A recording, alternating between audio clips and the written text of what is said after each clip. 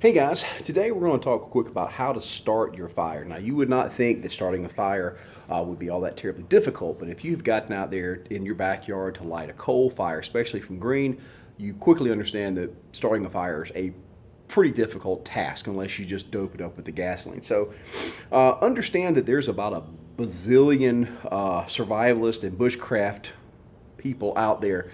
They're going to instruct you how to start a fire. Okay, fire is fire is fire, and there's a couple different ways to get there.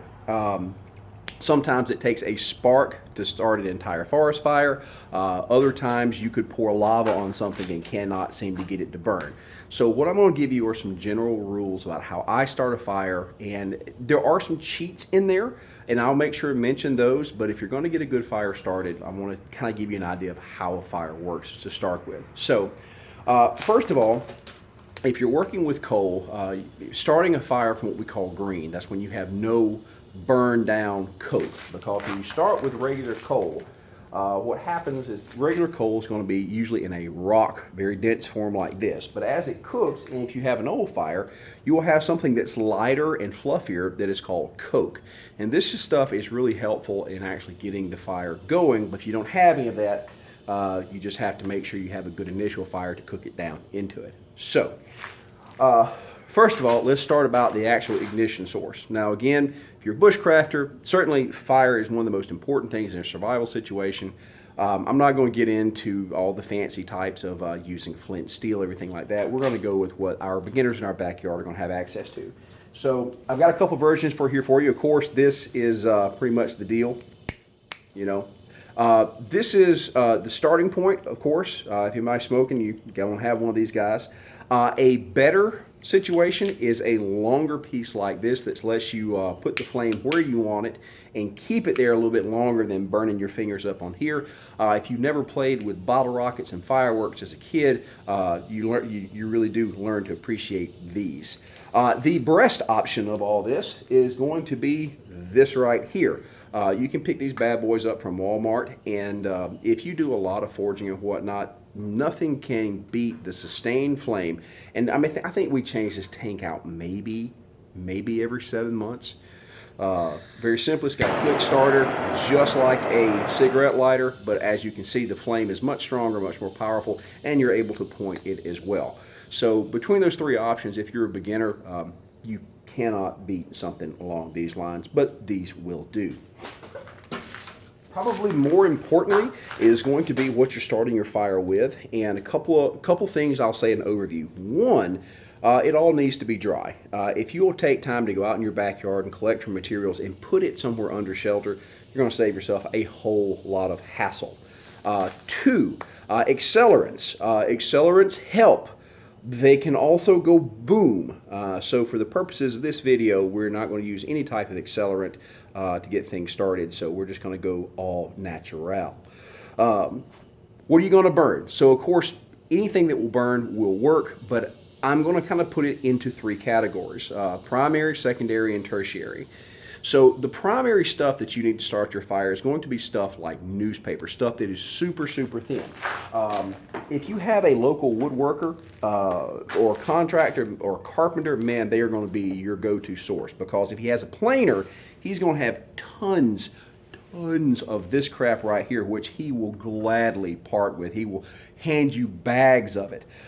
These are planer shavings. They are super thin, and they light and burn super quick. Also, they're usually very dry, so these guys are just absolutely great for being that primary fuel. I mean, you can light it with a cigarette lighter, and you can see that it burns quite well. Now, because your primary stuff is going to be that initial flash, like jet fuel, and what's going to happen is that heat is going to spread to your secondary material. Now, down here in the south, we have a lot of pine cones. Now, this looks like a big piece, but each one of these little leaves are actually quite thin. So if you expose these to a good bit of heat, they will start to burn, and they've got enough bulk to form a bit of coal. Your shavings or your newspaper is going to burn up, and it's not going to leave any type of coal whatsoever, so it's going to burn off very quickly. This, if you can get it caught, will provide a lot of flame. This is your secondary, and the third stuff is going to be kindling. Now, again, this is where having a contractor or somebody like that close at hand is helpful. These are 1/4 inch sticks. These are drops off of who knows what. This is Southern Yellow Pine, comes right out of Lowe's. This stuff is what actually catches the fire and keeps it burning, because this will turn and burn into a coal, and that in turn will catch your coal. So there's really 4 steps in all this. You know, your primary shavings, your secondary catch, your third beefy stuff, and then fourth you add the coal. So it's not an easy process. So what I'm going to do is I'm going to move the camera over here. I'm going to show you guys how I go about it. So I have got everything set up. Let me get the camera set where you guys can see. I'm going to try not to melt my phone. Okay, set that right there, and boom, I think that's going to do it. One more adjustment. Right there. Let's take a look. Bam, you guys can see. Fantastic. All right, so here's my primary, and I'm not going to be shy with this. We're going to set that up in there. And a lot of people will actually have the fire set before they start. Everything set up. You can do that. With a fire like this, I usually come in and light at the bottom first, and then add the fuel to it after that. So, but you cannot start lighting this before you actually say the magic words, and that's when you have to go, "Lord Jesus is a fire," and then you may light the fire and get everything started. But that is terribly, terribly important, and the fire gods will not look kindly upon you. So, Lord Jesus is a fire. So we're going to get this started, and you can see how quickly it catches. I'm going to pull that down right there, and now I'll add a couple pieces. Now, notice that I'm actually adding this stuff kind of from the edge, and we're going to give it a little bit of air blast. Lord Jesus. And it does not hurt. If you've got extra, chunk it in there. The whole idea is to get this thing hot and catch the pine cones and everything else. One of the reasons I was saying that I was actually bringing this in from the sides is to let the air blast come up through the middle and the heat spread. And you see, as it gets a little hotter and hotter, and I'm just feathering my air blast. All right, so several of the pine cones have caught, and now I'm going to come in with my tertiary fuel, and notice I am being very easy with the air blast. You're not giving it full guns. But what's happened now is this center has caught, so I have a completely burning fire here. Now, if you have coke left over from your previous fire, or even coal that you want to burn in, what you want to do now is you want to start covering it up from the edges. Get my shovel here. Again, I'm going to leave that center open. Cover everything up. So I've got kind of a mini volcano. What this does is it contains the heat, and it kind of pushes all that hot gas and everything through the middle. Makes a concentrated furnace. And again, feather your airflow. Don't go full guns yet.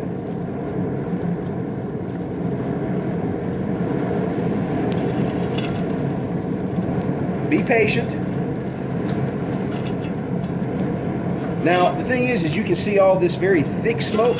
That is actually the coal catching. So I'm going to continue to add. Oops, sorry about that. Don't screw up the phone. It's our window to the world. Pack it just a little bit.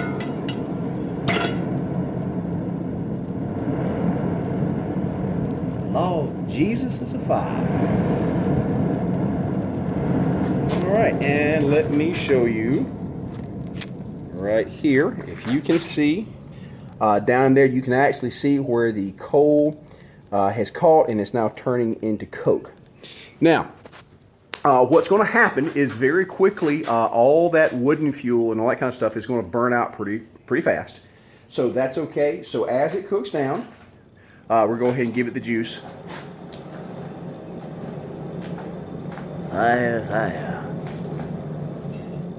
And what you want to do is as that fuel burns up, you want to tap it from the sides and pack fresh coal and coke down into it,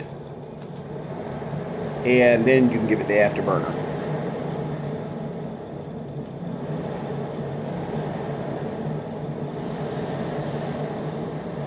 And there you go.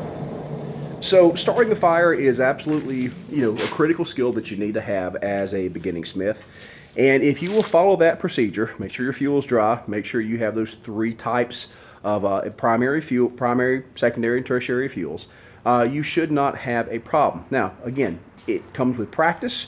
There are people out there that just have never seen that process of making a fire. Of course, they're in the movies. A cigarette will ignite a tanker full of gasoline and blow the hell out of everything. It does not work that way. Sorry. But that's it, guys. So if you have any questions, please make sure and leave them below. I do a lot of mail call and answering. Again, we've been posting videos now for a little over, I think, a week and a half. So it's going well. So please help a brother out. Make sure to leave a comment, subscribe, like, and please share. We're going to try to make a go of this thing if it goes well enough. So, guys, thank you again. Hope you enjoyed the video, and I'll see you a little bit later. Ta-da!